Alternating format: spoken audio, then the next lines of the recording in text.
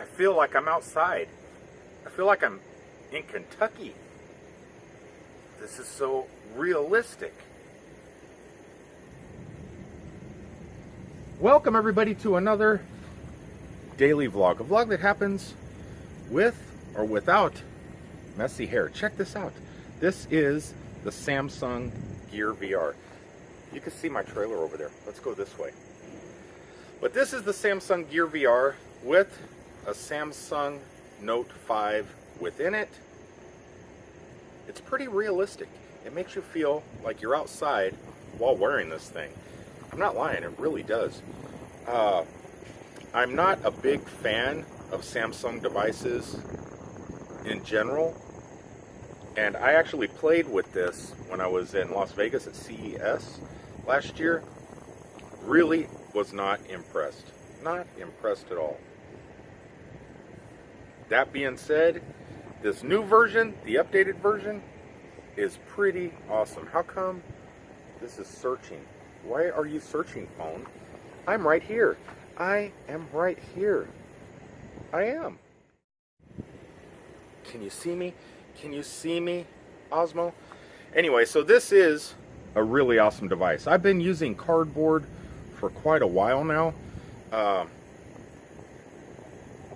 Which I still, honestly, I'm going to tell you, Google Cardboard is better than the Samsung Gear VR. Not only is it cheaper, you can get cardboard for sometimes $5, where I don't know how much these cost, but they're probably at least $100, I'm guessing. I don't know.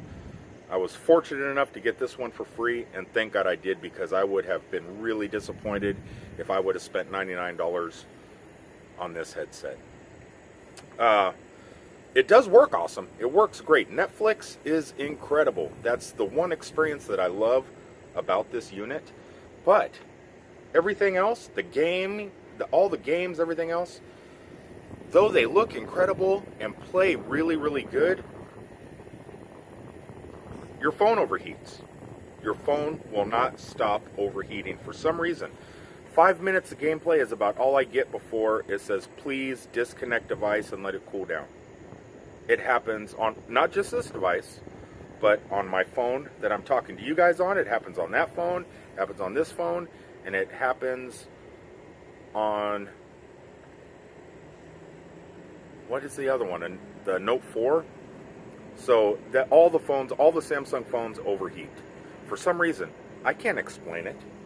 And I've looked on the internet, found I'm not the only one with that same problem. The phones are just not powerful enough to be able to do the applications that VR requires.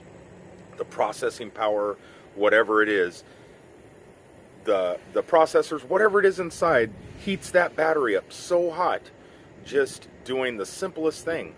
Just if you're walking around in a dungeon in a VR game and just using the gyroscope to turn around and look around your environment, heats the phone up.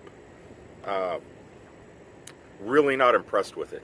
That's if you can't use it but more than 5 minutes at a time because it heats up your devices, there's no reason to have this.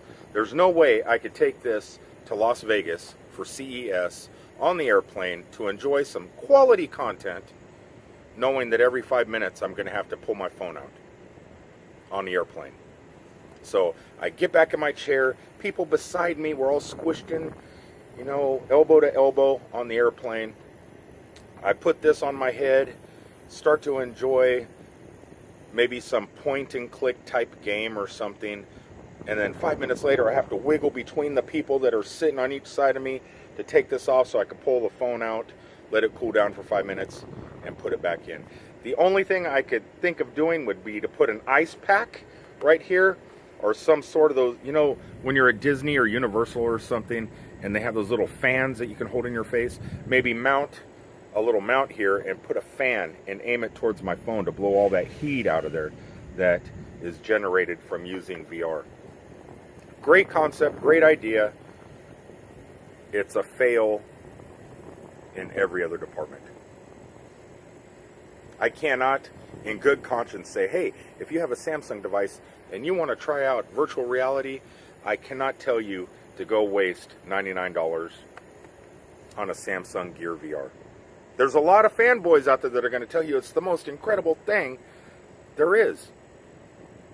But if you can, well, it's pretty awesome. I'm not going to lie. It's pretty amazing technology, and it works really, really well. This actually works better than the haunted house that Universal Studios had this year for Halloween Horror Nights called the Repository, where you put the Oculus Rift on and go through and part of the haunted house. This has better graphics and actually looks better than what you paid for at Halloween Horror Nights.